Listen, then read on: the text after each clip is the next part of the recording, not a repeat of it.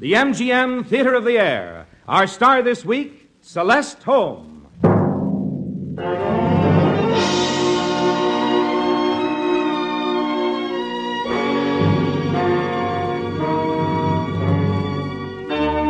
Ladies and gentlemen, your host, Vice President of Metro-Goldwyn-Mayer, and celebrated author of many Broadway and Hollywood musical hits, Mr. Howard Dietz.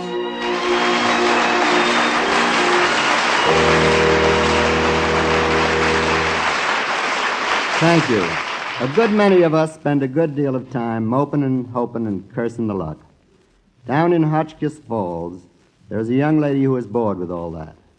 She's determined to take the bull by the horns, or the tiger by the tail, or whatever animal you take by what, when you decide to be master of your destiny.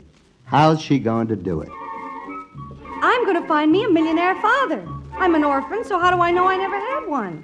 I'm on the level. Is there some millionaire anywhere looking for a lost daughter? That's me, Peggy Evans.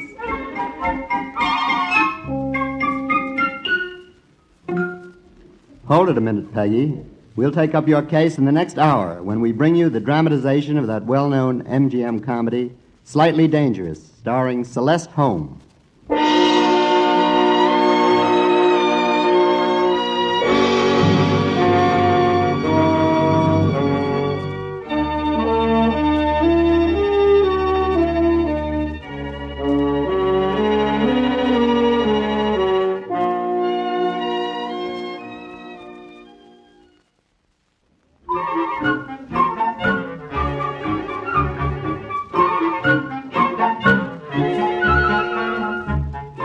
Slightly Dangerous is a merry piece about a most unusual feminine character.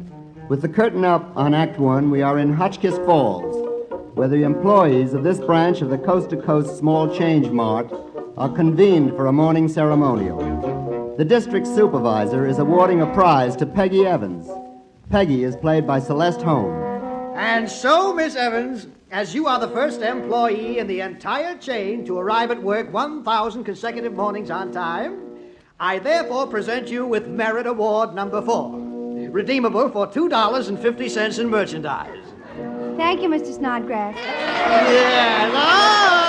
All right now. To your stations, everybody. The store is now open for the day. Look sharp. I want a good impression when your new manager, Mr. Stewart, arrives. As you noticed, Peggy wasn't at all enthused about her award, a fact which puzzles her fellow soda jerk, Mitzi, who wants to know. You ain't excited, Peggy? Winning $2.50? You lucky stiff. Lucky? Huh. I just stopped to think, Mitzi, it's funny. 1,000 mornings on time. And another 5 years, I'll get the $10 award. So I'll be 26. What's the beef, honey? In 5 years, you're going to be 26 anyway. Is it bad if they give you $10 velvet? That's an insult. No, it's wonderful, exciting, something to look forward to. I'll have such a nice set of memories. 3,000 mornings on time. Those will be something to tell the children about.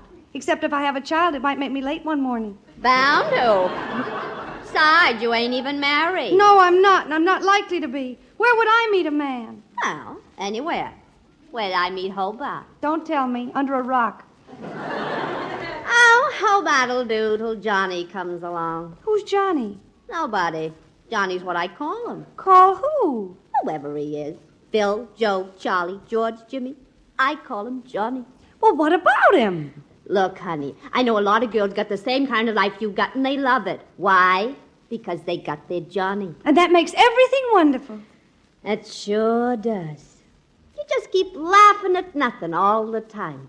That's the way it is when you meet up with Johnny.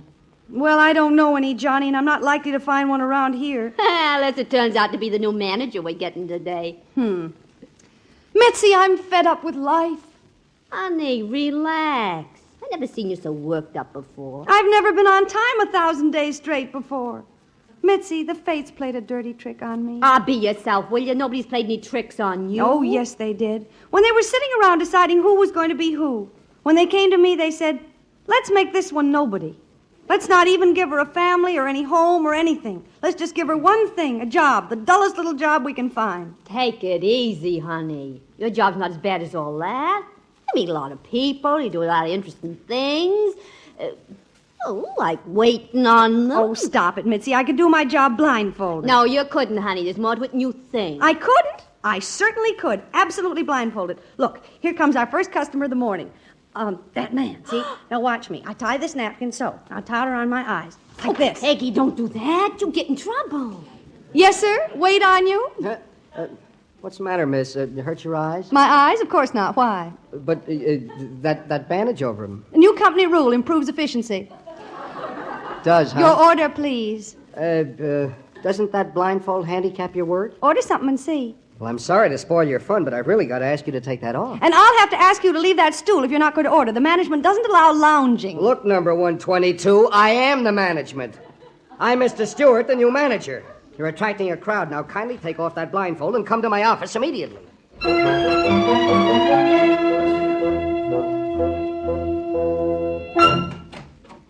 Well, here I am, Mr. Stewart. I suppose you're pretty proud of yourself, sneaking up and catching me when I wasn't even looking. Now, look here, number 122, My, how pretty you are without the blindfold. Hey, won't you sit down? I don't want to sit down. Why don't you go ahead and fire me? Oh, that's the last thing I... As a matter of fact, you can't fire me. No, of course not. Because I quit.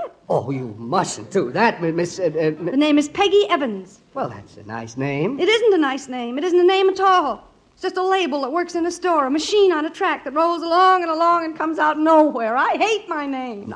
Now, someday you'll get married and change your name. I won't get married. I won't ever get married. Oh, of course you will. An attractive girl like you. I will not. Well, then you'll be Peggy Evans until you die, so you might just as well get... Wait a minute. I'll be Peggy Evans until I die. That's an idea. What? I'm not going to be Peggy Evans until I die. I'm going to be Peggy Evans until she dies. Well, you mustn't say things like that. Now, look here, Miss Evans. You just take the rest of the day off, and tomorrow we'll have a nice... I won't be here tomorrow. Goodbye. This is the end of number 122. Yeah, but Miss Evans... And it's the end of Peggy Evans, too. No, wait. Please, let go of my Now, wait a minute. You can't... Please, I can't let you walk out like this. You're hysterical. No, I'm not. And you're not Johnny, either. No one is. No one will cry when Peggy Evans is gone. Take your hands off me. No, Miss Evans, come back. Oh, good heavens, what's that poor girl going to do?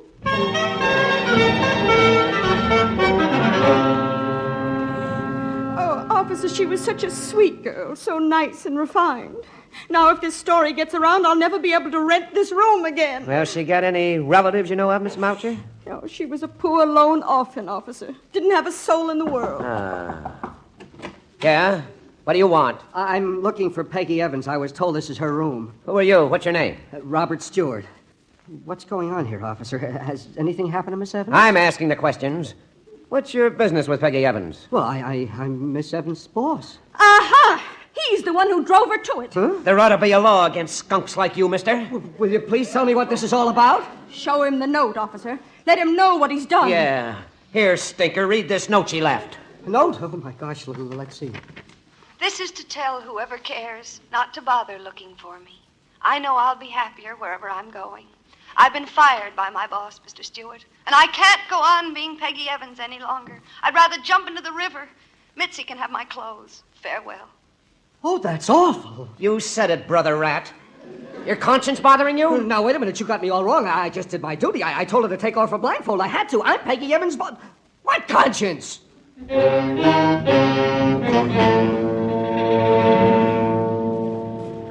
I haven't found her yet, officer, in the river there? No. They always drag for him, Mr. Stewart, but they never find him. Now it's just a waste of time. That's what it is. Do you mean it? You see, Stewart, when a deceased gets into that current out there, they go zoom, just like they had an outboard motor attached. It's amazing the mileage that corpses get in the river. You don't say. Yeah. Why, that dame's probably cruising around off Poughkeepsie by now. Oh, stop it. How can you talk like that about... Oh, it was all my fault. I'll never be able to sleep again. Oh, Miss Evans, why did you do it? And you had such a sweet personality.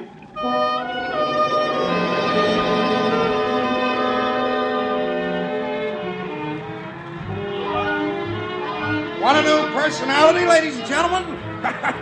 All right, looking now to the left of this sightseeing bus is the famous Fifth Avenue establishment, Graves, where, for the price of an arm and a leg, they'll make you a gorgeous creature. Their famous slogan, Let Graves give you a new personality. And now looking east on Fifth Mr. Guide, Yes? can you tell me how much they charge for one of those new personalities? Girlie, you couldn't afford it. Mister, I didn't ask for any advice. Let me off this bus, right here in front of Graves.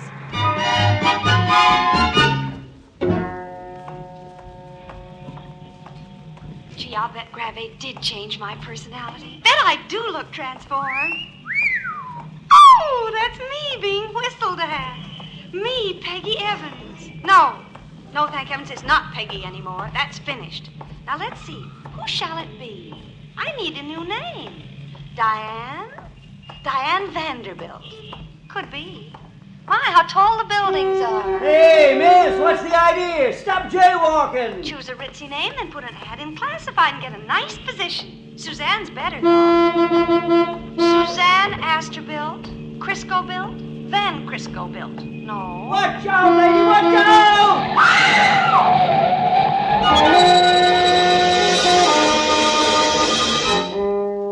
Well, how is she, Doc? Just a bit scratched. She'll be all right as soon as she recovers from the shock. Where am I? You're in safe hands. In the office of the New York Blade, miss. You're going to be perfectly all right. Just relax. What happened? Why, you backed into one of my delivery trucks. I backed in. I was on foot. That's right, young lady. You were walking backwards, crossing the street, looking up at the tall buildings. Well, what am I doing in a newspaper office? What were you doing downstairs in front of this building? Why didn't you back into the New York Times? Oh, my clothes. Look what's happened to my beautiful clothes. They're torn. Now, don't worry about that, my dear. We'll buy you a whole new outfit. Who are you? What's your name? Well, my name is... no, my name's Diane... No, it's Sue... it's Vanderbilt... No, it's not that either. I don't know yet. Oh, surely, miss, you can tell us your name. No, I can't. Oh, leave me alone. I don't know it. Where do you live? I don't know. Oh, look at me all spattered. Oh, dear. What do you think, Doc? This is more serious than I thought. I'm afraid she's suffering from loss of memory. Oh, why does everything have to happen to me? Shall I phone the police? No, you imbecile. Think I want every other paper in town building up a case, spreading the story that I'm an assassin? Look, my hat's ruined, too. Mr. Durston, maybe we should notify the Missing Persons Bureau. She's only been missing 10 minutes. Did you look in her purse? I did. There's nothing in it. No identification. Huh? Not a shred. Oh, what'll I do? Now, just look, Miss, what's your name? Just please stop worrying. We'll find out who you are. We'll put your picture in the paper. Whoever you belong to will come and claim you. Won't that be nice? No, you don't understand. I don't belong to anybody. Nonsense, a fine-looking girl like you. Oh, but I tell you, it's no use. Nobody will come. Oh, yes, they will. We'll take care of you until they do. You will? Why, of course we will. But we'll just ask you to remember how nice we are. You know, Mr. Durston, you might have to take care of me for a long time.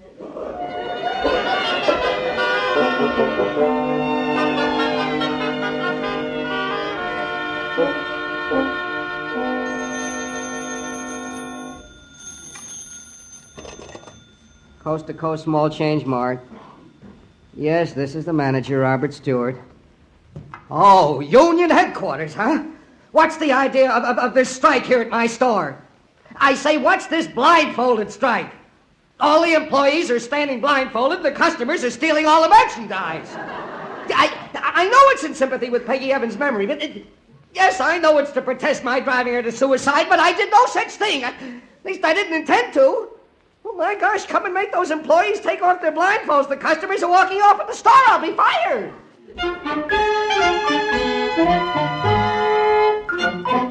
You're fired. Yes, Mr. Snodgrass. Shame on you, Stewart. In 48 hours, you've driven one of our girls to suicide. You've incited a new kind of strike. You've let the place be looted. You've blackened the store's good name. You... What are you staring at? That New York newspaper on your desk. That girl's picture on the front page with the caption, "Who am I?" Huh? Let me see. Say, this looks like her. Like who? Peggy Evans. Oh, nonsense. Wishful thinking. This is the picture of some Park Avenue blue blood. But I could swear that's her. I'll never forget her face. I tell you, this is Peggy. Don't be irrational, Stuart. How could it be? This is how it explains it right here. She's got amnesia. I fail to see the connection. Suppose she did jump in the river, and suppose the shock made her lose her memory. You are grasping at straws. And suppose she forgot she was going to commit suicide. And suppose she swam out and forgot who she was. And suppose she just wandered down to New York. And suppose you collect your things and get out of this office. She isn't dead. I'm going to find her and bring her back here and prove to all of you that I didn't drive her to suicide. And what's more, I'll make her tell the truth and get me back my job. If you can bring back the dead, Stuart, you can certainly get your job back. I'll hold you to that, Mr. Snodgrass.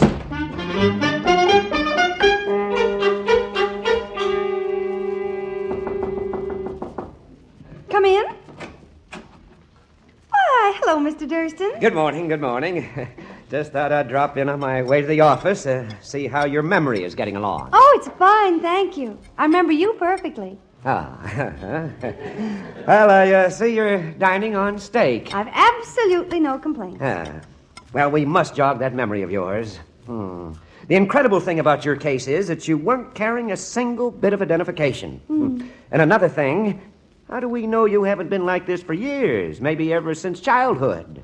I don't remember having amnesia before yesterday. How could you remember losing your memory? Now, I'm going to run another story today. We'll suggest the possibility that you're an old case, like maybe Judge Crater. Oh, I wish you wouldn't go to all this trouble, Mr. Durston. Well, what do you want to do, spend the rest of your life in this hotel suite? Oh, no, of course not. You know, in a way, I really envy you. Envy me? Whatever for? Oh, think of all the exciting possibilities ahead of you. Why, you might be almost anyone in the world. Even a missing heiress, say. An heiress? Well, why not? Been quite a few heiresses among the missing cases in the last 20 years. Yes, you might be any one of them. I think I'll run a feature about that. Well, I've got to be going. Think about it.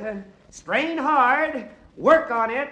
Yes, I certainly will. You know, Mr. Durston, in my bones, I feel strangely I am some missing heiress.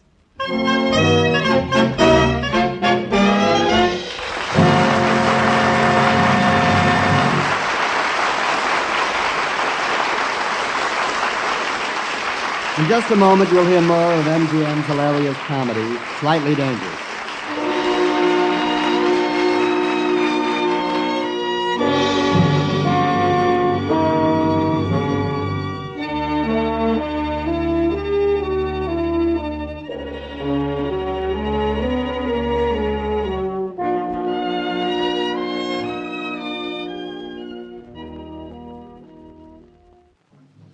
Now for Act Two of the MGM Theatre of the Air, starring Celeste Holm.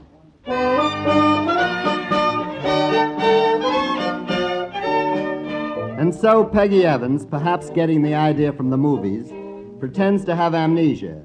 That is, she forgets her past. Most of us could do with a little amnesia, and Peggy gets rather fond of her case, particularly when Mr. Durston, the newspaper publisher, suggests she might even be a missing heiress. Feeling a little research is in order, Peggy goes to the public library and looks up old newspaper files to see if there are any heiresses who have been missing for about 20 years. And if there are, which one she'd most like to be.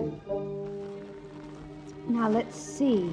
Here's a 1930 headline. This could be it. Let's see. Carol Burden, millionaire baby, missing. Oh, let's see now. Nurse took her to the circus. 3 ring, yes, and let's see, Baba, yes, I must remember these details. Well, why couldn't it have been me? Sure. Peggy Evans. Meet your alter ego, Carol Burden, the baby millionaire.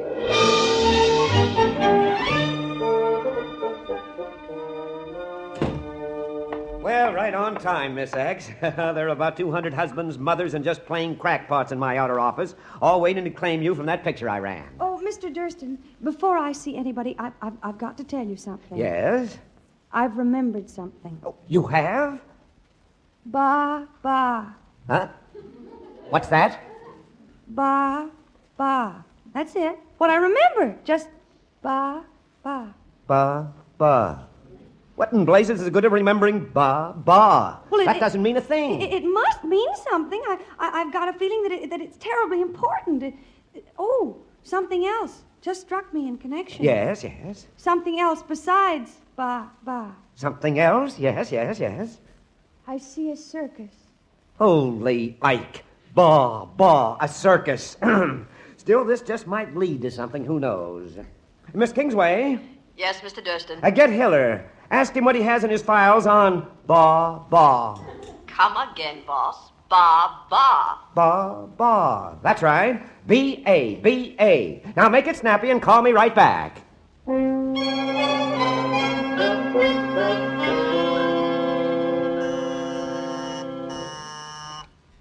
Yes? About ba, boss. Oh, yes, Kingsway. What did you find? Well, I got 3 bas. Turkish mind reader who cut up his assistant with an axe. Out. What else? Ba, the gorilla. Africa to the Bronx Zoo. What's the third? Well, there was a nurse called Ba in the Burden case. In the Burden case. That's right, it clicks now. Why, yes, the nurse took the Burden kid to the circus and lost her. They never did. Check, boss. Bring in that file. Yes, sir. Hustle it. Well, my dear. It was a mighty lucky thing you remembered. Ba. Is it important? Important? Baldwin, tell him to hold the front page for replay. We've got a real story.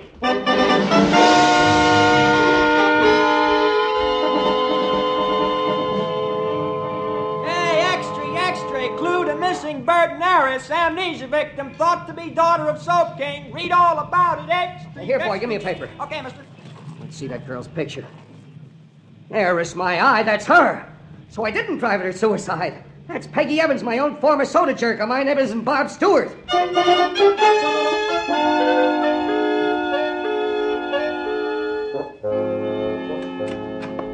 Miss, please, Just a moment, you. Back outside in the waiting room. Yeah, but I've been waiting to see the publisher for hours about that girl. Officer Daly. Where is that? Oh, here you are, wise guy. Let go my neck. I seen you trying to sneak in. I'll get back out of there before I brain Yeah, but you. officer, I know that girl. Yeah, I suppose she's your long-lost mother. No, my soda jerk. Before I got fired, that is. And it turns out I didn't kill Come her. on, squirrel food. Move before I... Ow! What's the noise out there, Miss Kingsway? Oh, just another screwball loose in the world, Mr. Durston. No. What time did Burton's secretary say that he'd be here? Any minute now, sir. Oh, frankly, Kingsway, I'm as excited as a little boy. Reunited after 17 years. The rich but lonely old man and the wandering waif with the golden curls. Let me know the minute he comes in.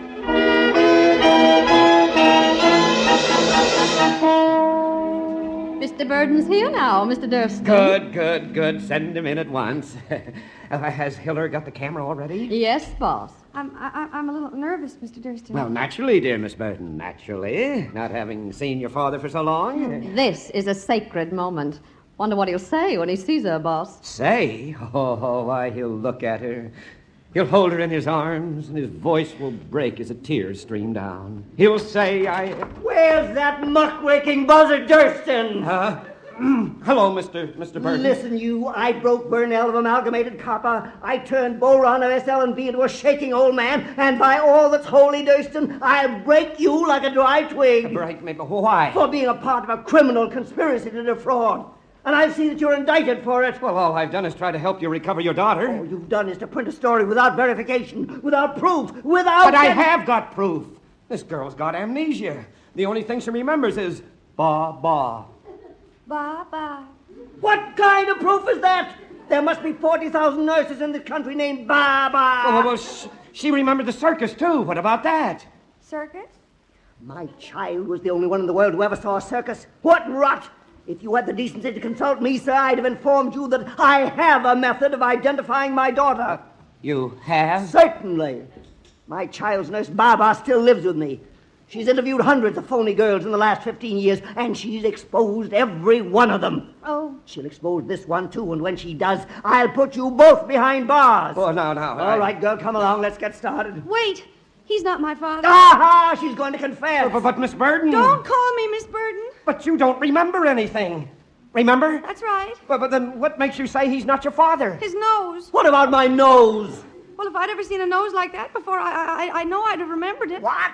Well, it's the kind of a nose you couldn't forget, especially if you'd been exposed to it as a child. Oh, no. Now, my dear, let's just not hurt his feelings. Well, I don't mind if I do hurt his feelings. He didn't care what he said about me. Stop acting, girl. Are you coming home with me? Absolutely not. Then, in my opinion, that constitutes an admission of guilt, and I'll prosecute you both. No, just a minute. Now, look, my dear, you can't do this to me. No? Unless you cooperate, Mr. Burden will have every right to think that you're concealing some guilty plan. In which you share. In which I do not. Now, young lady, don't you understand? You've got to go with him. Well? All right. I'll go. Yes, Miss Kingsway? Boss, that same screwball keeps busting in here yelling for some Peggy. Shall I have him arrested the next time?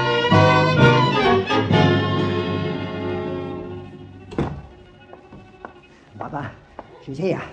I brought her with me. She's in the playroom. Let's get it over with. Plenty of time. No need to get into a tizzy about it. Come here. Let me measure this sweater I'm knitting you. Oh. Hold still, Master Cornelius. Oh, for heaven's sake, this is no time. Well, you're getting fatter. I am not. You are, too. I'll have to add some more stitches. All right. You can do that any time. No, you need a sweater. I don't. You're always catching colds, even when you were a little boy. Used to worry me half to death, sneezing and sniffling and... Will you please forget about me and concentrate on her? No need shouting, Master Cornelius. I'm not deaf yet. Well, what's this amnesia victim like? Well, she's prettier than the others, but that only makes her more of a problem. Falderall, I'll show her up. Come on.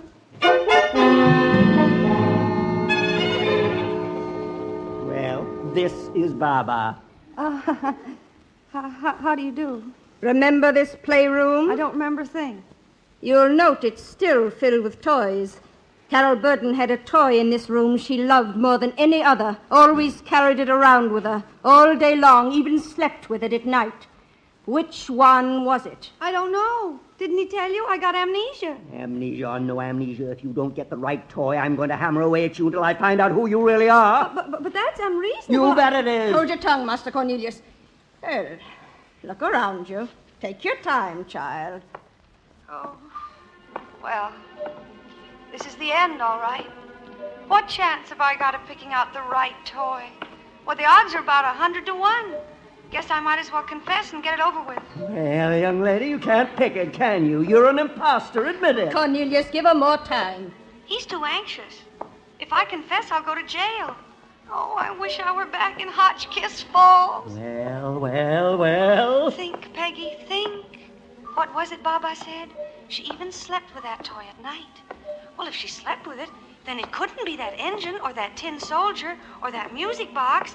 They wouldn't let her take those to bed with her. She'd scratch herself. And it couldn't be that merry-go-round either. It would get all broken, or the Easter egg, or that doll's house. They'd break, too. Well, young lady, it seems to me that you've had more than enough time. Oh, please. Just one more minute. I seem to remember something. Yeah. And all the rest of the toys are too large or too sharp or too clumsy to take to bed with her. Except these two on this shelf. The little teddy bear and the little doll. Baba, shh. Oh, I can't choose. Oh, golly, it's got to be one. But which? Well, I've got to take a chance. 50-50 chance is as good as any gambler could ask. I've just got to gamble. Well? Where? The doll. Oh, Carol, my baby, my Carol, baby. come to your father's arms. Oh, how can you ever forgive me? Oh, what is it, darling? Tell Baba. What's wrong, Carol? Nothing. It's just that it's so frightening suddenly to have a father you don't even know. Oh, my dear, I've always been afraid that if I did find you, you'd be hopelessly changed, grown up. You wouldn't need me or want me. Anything you did remember, you'd be my enemy. But without your memory, you're a child. You need me. I've done more than just find the girl you used to be, Carol. I've really found my child again.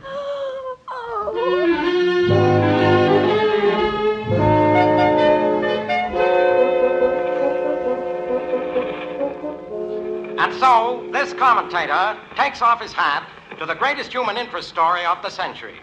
Wealthy Cornelius Burden has found his long-lost daughter, Carol, at last. Identified her how, ladies and gentlemen? By a toy. Imagine Carol picking out a toy 17 years later. That's quite a memory. Quite a... Oh, yeah? Well, I've got quite a memory, too. She drowned for me, and I mean, she jerked sodas for me, and Carol Bird in my eye. It's got to be Peggy. I want my job back. I gotta get up close to her and know for sure. I've just got to.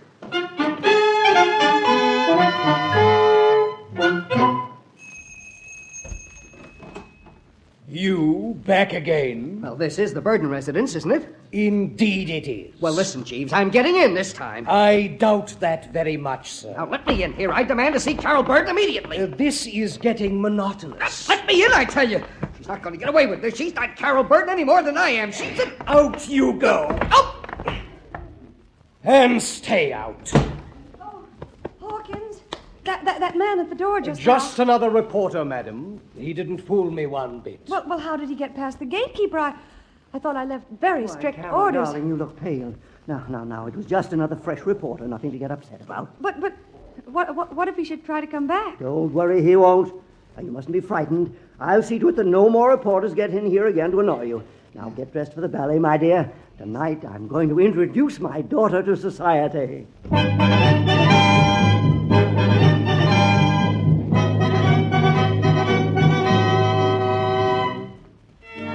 The Duchess thought you were an angel, my dear. Really? Oh, golly, I'm so excited and I'm so happy. For the first time in 17 years, I am too, little Carol. That was sweet of the Duchess. Someday she's going to lean over here from her box, and I'm going to thump her right on the tiara, the dreary old hyena. You do love to pretend you have a temper, don't you? I knew you were going to say that. How? I don't know, but it's true. Your mother and I used to sit in these very seats. We'd never say a word, yet each of us used to know what the other was thinking. I suppose the music affected us both the same way, even made us think the same thoughts. I wonder if you're that sympathetic. I feel very sympathetic. Fine. Then listen to the music, and I'll tell you what you're thinking. Gee, look at me. Peggy Evans at the ballet. Carol Burden, I mean. Because she's me now, no matter what happens. Gosh, Mitzi could only see me now, wanting to stay in Hotchkiss Falls for the rest of my life, to wait for a guy called Johnny. I wish Mr. Burden hadn't turned out so nice. That's what makes me feel so... Oh, don't be hypocritical. I feel wonderful. Well, what harm am I doing? He's happy, and I'm happy. So stop feeling guilty. I feel lonesome, though. Maybe it's the music. I sure wish I had a dog. Carol, would you like me to buy you a little dog? Jeepers, how did you happen to ask me that? Why, is that what you were thinking? Well, yes, sort of. I told you we could do it. You're your mother's daughter, all right. Carol. Here, take these glasses. Look up there. That man hanging from the balcony by his fingernails. Isn't he the one our butler threw out of the house today?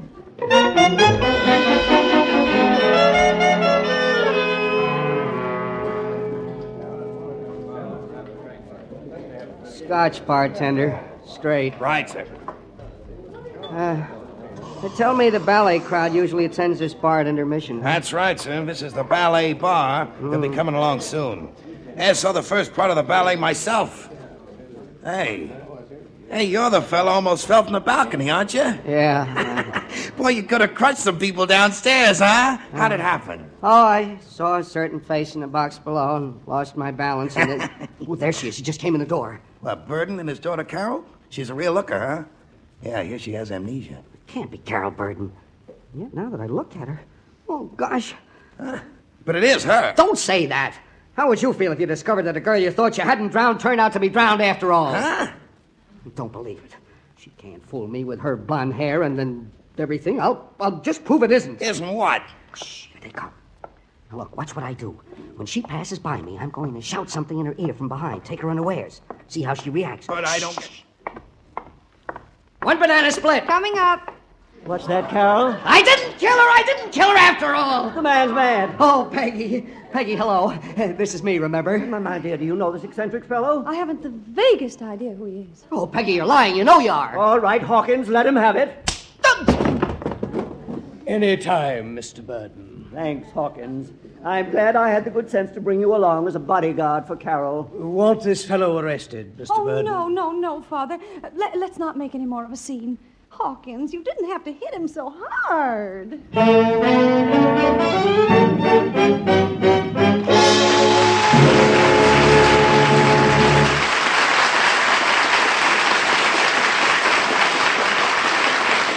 We'll return to MGM's comedy Slightly Dangerous in just a moment.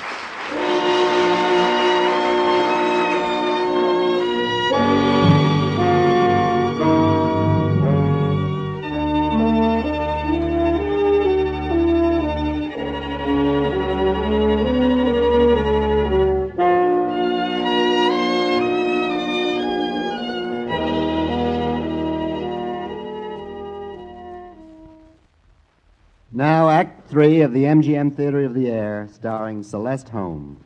The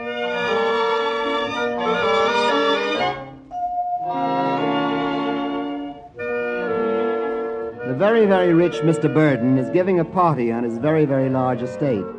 The party is for a dazzling little job who Mr. Burden and the upper crust have decided is the long-lost daughter.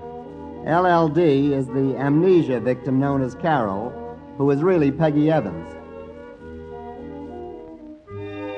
The deception is getting by beautifully. No one is in on it. Well, not exactly no one, for there is that doubtful-looking extra waiter wearing what must be a false mustache.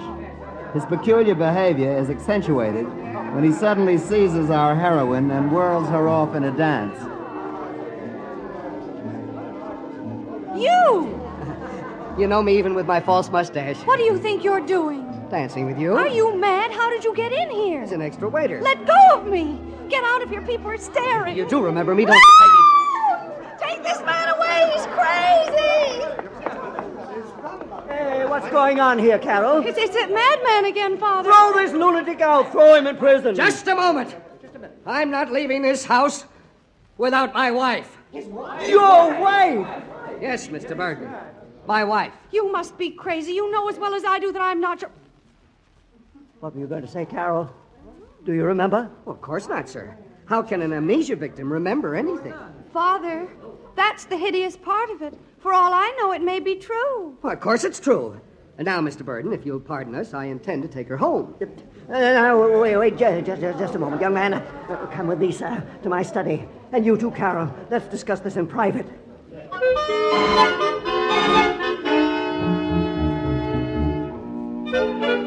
Then when I got home, Mr. Burden, she disappeared. Of course, I was desperate until I saw a picture in the paper, and I left Hotchkiss Falls right away. But when I called the claimer, she'd already left with you. Since then, you know how I've tried to reach her, and if it hadn't been for the publicity, I'd have gone right to the police. Well, that's the whole story. And now, dear, if you'll get your things, we'll be trotting along.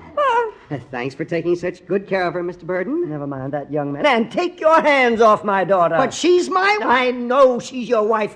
Well, if you don't mind, we just won't take your word for that. We'd like a little proof. Proof? Yes, proof. That's right. Let's see some if you have any. Oh, proof.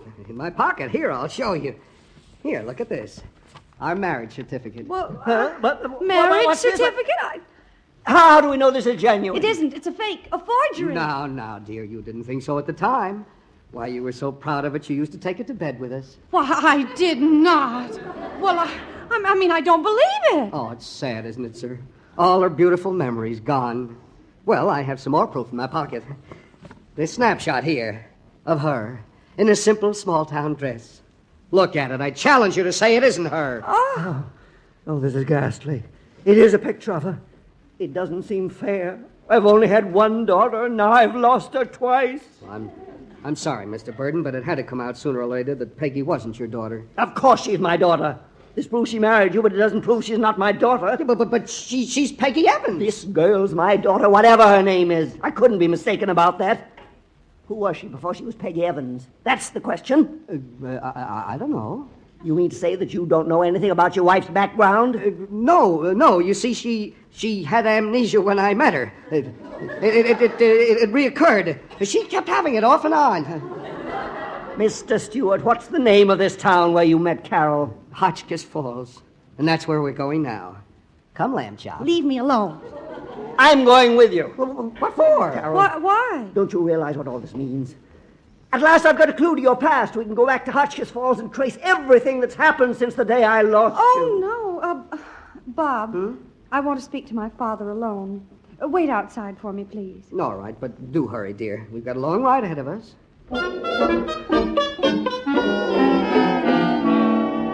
Father, that man is not my husband. Call it a woman's intuition if you want to, but somehow I know. But the marriage license, the picture. Why would a man make up such a... I think I'll call the police. No, let's not do that. I have a better plan. I'll go to Hotchkiss Falls with Mr. Stewart, but you mustn't come along, just the two of us. Then I can find out what all this is about. Do you think I'm insane? Let you go away with a man who's not your husband? Oh, but don't you see? If I'm alone with him, I can find out everything. I can trap him because he won't be suspecting anything after I'm with him. But with you along, he'd be on his guard. Carol, if I would let you go and something happened to you, I'd... Oh, nothing will happen, I promise you. Well, then, baby. Oh, thank you, Father. I knew you'd understand. And Father... Yes, dear. I love you to beat the band.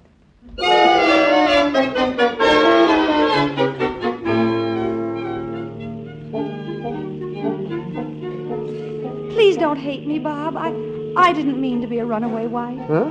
How soon will we get to Hotchkiss Falls? Oh, it won't be long. Oh, I'll try to make up for all the trouble I've caused you, and I'm sure I'll learn to love you again soon, Bob. Hey, cut that out. You'll get us killed. Baba. Yes, Cornelius. Get on the phone, please. Call long distance. I want Hotchkiss Falls information. But that's impossible. Now look here. Are you sure? Sure. That's the same girl that I've described to you. Quite sure, Mr. Burton. Fits her description to a T. Look, now all you've got to do is to pick up a Hotchkiss Falls Times, any of the dates I mention, with her picture on the front page, under caption, strange disappearance, and you'll convince yourself the girl you describe is Peggy Evans. Yeah. And you say this Peggy Evans is an orphan? And you know who her father and mother were? Yes, Mr. Burton. They were local residents here. Why? You're sure as to that? You actually knew her parents. Your statement is one of personal knowledge. Well, no, not personal knowledge, but my reporters verified all that through our local orphanage. Huh. Now, look, check with the orphanage. If you have any doubt, Mr. Burton, well, look, why question my facts? As editor of the Hotchkiss Falls Times, Never mind that. Tell me more about the disappearance of this Peggy. Well, now, look, it's like I told you. She was unhappy being an orphan and poor. Thought fate had played a dirty trick on her. Hated her job, hated Hotchkiss Falls. We got that from a girl she worked with here. Her best friend. Yes. Well, go on. Well, she used to tell this girl that she was an orphan anyhow, so what's to stop her from looking around for a millionaire father? What? One who's lost a daughter. Look, I tell you this, sir, just to show you how unhappy she was, and why we've always believed that she committed suicide.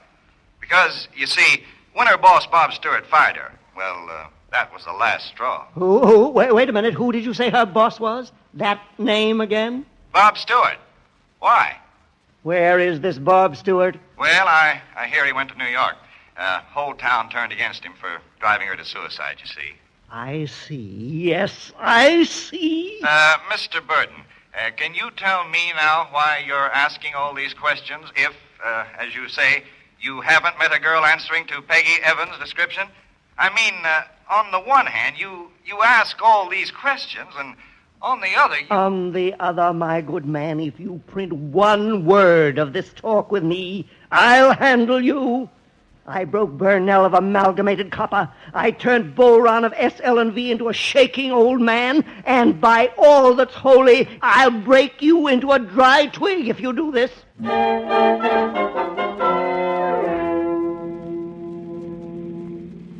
Mrs. Robert Stewart. It's a beautiful name. Will you kindly come off that trapeze and tell me exactly what you're trying to pull? You sound as if you don't even like me. I don't like you. Well, if that's the way you feel, why don't we get divorced? Oh, I get it. You're trying to make that amnesia gag stick. Well, you just have your little fun. I feel fine now that I've got you where I want you. Where do you want me? In Hotchkiss Falls so they can see that you're not drowned. Drowned? Uh-huh. Well, I don't remember being drowned. I mean, why should I be drowned? On account of that phony suicide note you left. Everybody in this thought that I drove you to it. Oh, my. That must have been awkward. Oh, no, not at all. It's a pleasure not being able to sleep night after night, tortured into thinking myself a murderer. I did all that to you. That's only half of it. Lost me my job. Oh, dear. So you're taking me back to Hotchkiss Falls just to get your job back? Just for that. Selfish of me, isn't it? Making you a girl without a future. What do you mean? I mean, you pull the wool over Papa Burden's eyes about as far as it'll go. Maybe just a bit suspicious of his baby girl from now on. And you're responsible, aren't you? I wish there was an axe handy. I'd do something nice for you.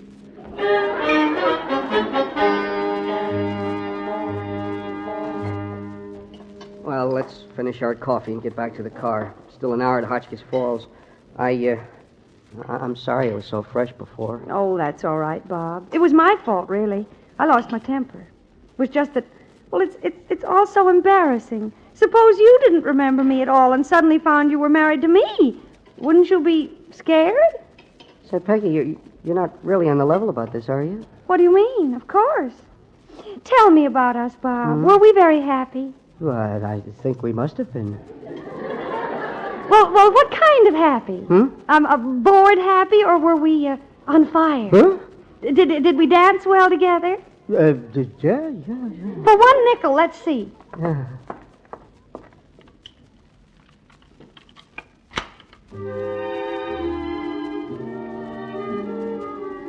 Show me, Bob. All right. You're right, Bob. We do dance well together. Yeah, we were on fire. I remember now, holding you in my arms like this. Why? Yes, Bob? Oh, we get a strange feeling. I mean, with this tune and all. Oh, on this part, we'd hold each other close like this, and... Oh, this part's awfully nice. You imagine now what our past was like? Maybe if you try me again. Oh, my. What a past we must have had. Tell me more, Bob. What was it like with us? Were you a jealous husband? Jealous? Oh, sounds, yes, murderously so, yeah. Oh, I'm glad. That's the way I want it to have been. Otherwise, it wouldn't have been the real thing, would it? No, definitely not. I know I must have scratched her eyes out more than once. Whose? Well, whoever it was who tried to wreck our happy home. The home wrecker. You know her. I mean, you must know who. How do you expect me to? I still can't remember things. Oh, well, we never quarrel about things like that. I mean, there was no... that is, I wasn't that kind of a husband. Well, you'd better not have been. I feel loads better now. But I do believe a wife should always keep her nails sharp just in case. You always held me with your lips. Oh, if only I had my memory. Bob, was I a good wife to you? Ideal. What is your ideal? You know, I forget that, too. Tell me, please. Well, first, my ideal has to be crazy. Crazy? Sure. Would it be normal for her to love me on my salary? Tell me more. Well, she has to be happy with what we've got instead of discontented with what we haven't got. Oh. And, of course, she has to be smart enough to make me think I'm getting my way all the time. And what do you do in return for all that? Nothing. That's what makes it so ideal. What are you laughing at? Oh, nothing. Look at me. I'm laughing at nothing. Oh, you're not getting dizzy, are you? Johnny. Bob. Johnny. But I'm not Johnny. Oh, Johnny. Yeah, but I tell you... What is this? You're on the level. You don't know me. Oh, my gosh, then I've kidnapped Carol Burden. I'm going to call your father right now and tell him to come and get you.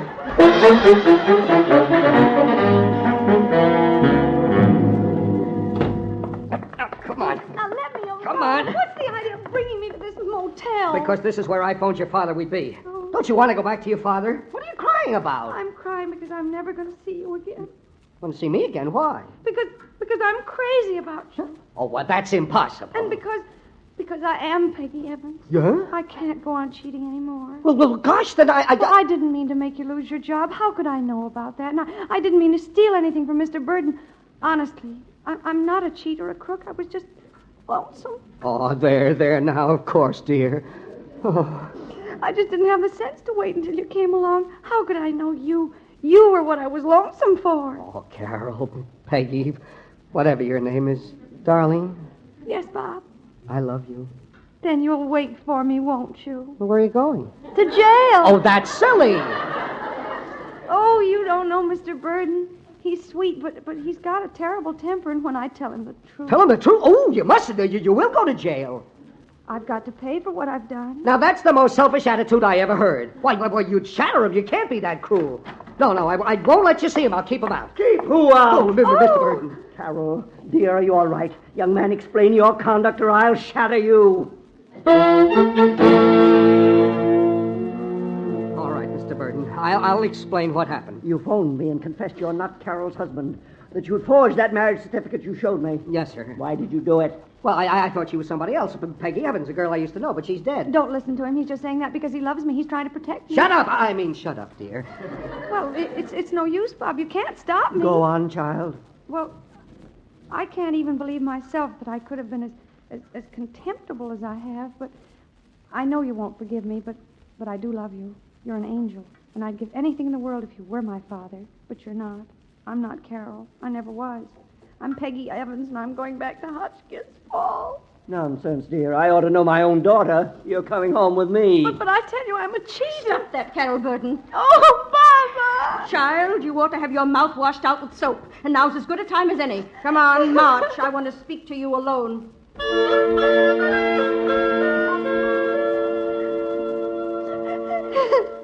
Now stop that sniveling, Peggy Evans.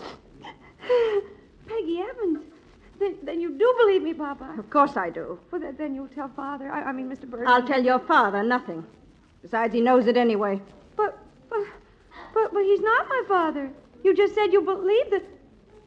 What do you mean he knows it anyway? He checked with the orphanage in Hotchkiss Falls and with the newspaper accounts there of your strange disappearance and the way young Stewart was blamed for it. Well, then why didn't he say so just now? 2 reasons.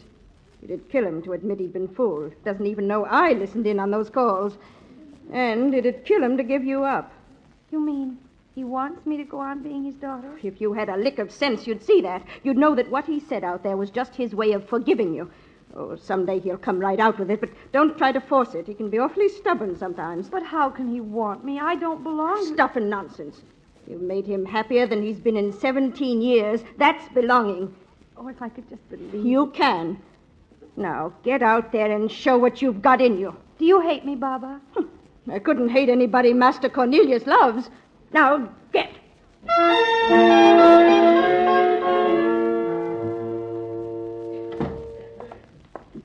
Well, child. Do you still want me to go home with you? Of course I do if you want to come. Do you? I'd just like to see anybody try to stop me. Oh, what about me? Yes. What about Bob, Carol? I love him. That's a fine how do you do. But I can't help it.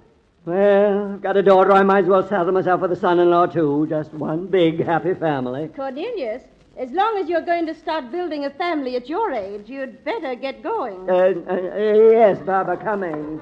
Now, hurry, children. I'll wait for you in the car. Oh, Johnny. The name is Bob, Carol. The name is Peggy, Johnny. Maybe we just better call each other Butch. Yeah, maybe talking at all is just a waste of time.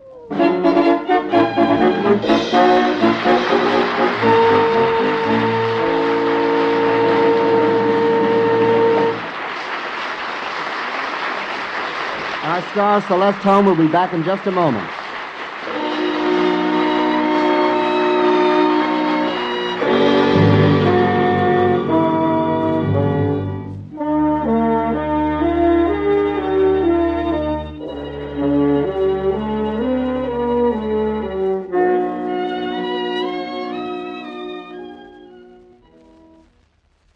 Well, Celeste, I'm supposed to have a few words with you now for the benefit of our listening audience. Oh, is this a benefit?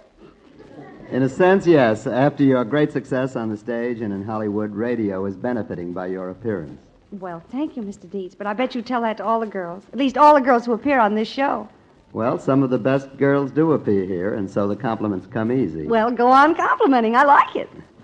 We all remember you in Oklahoma and Bloomer Girl, and then you went to Hollywood, but not to MGM. Well, that was a break for MGM. Not at all. You won an Academy Award for your performance in Gentleman's Agreement. You played a tellingly realistic role in The Snake Pit and Come to the Stable. You're a star with a past, present, and future. It's the future that counts. Well, we predict a good one, and we don't need a crystal ball. Thank you, Howard. And thank you, Celeste Holmes.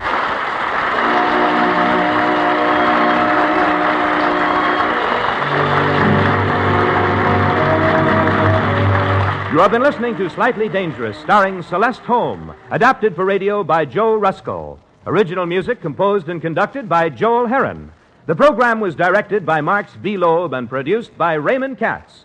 The supporting cast included Carl Eastman and Edgar Staley. Ed Stokes speaking.